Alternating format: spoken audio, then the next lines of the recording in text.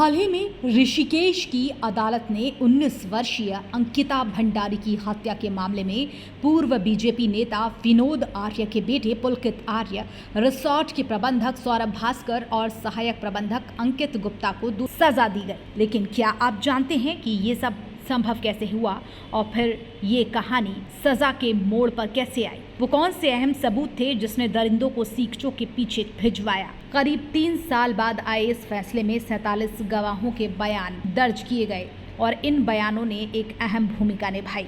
कैसे, वो जानिए।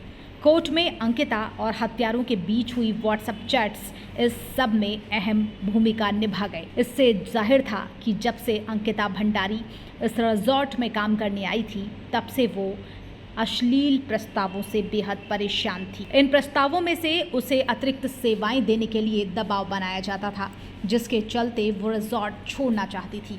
अब हम आपको वो चैट दिखाएंगे जिसमें अंकिता ने खुद लिखा था कि मैं गरीब हूँ, लेकिन क्या मैं खुद को 10,000 रुपए में बेच दूंगी। यही वजह है कि अदालत ने लास्ट सीन थ्योरी को माना। चूंकि इस मामले में कोई प्रत्यक्ष गवाह नहीं था, इसलिए अदालत ने लास्ट सीन थ्योरी को स्वीकार कर लिया।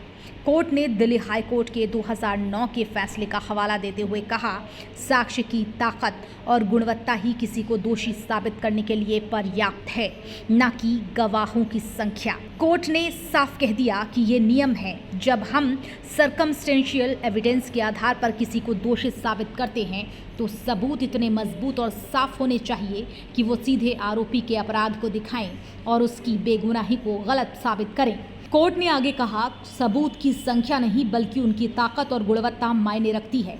आपराधिक मुकदमा कोई रेस नहीं है जहां अभियोजन या बचाव की दूरी देखकर जीत तय हो।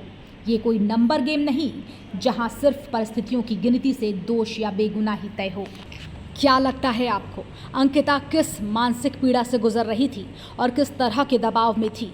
क्योंकि ये सिर्फ एक वाक्य नहीं है कि मैं गरीब हूँ, लेकिन क्या मैं खुद को 10,000 रुपए में बेच दूंगी।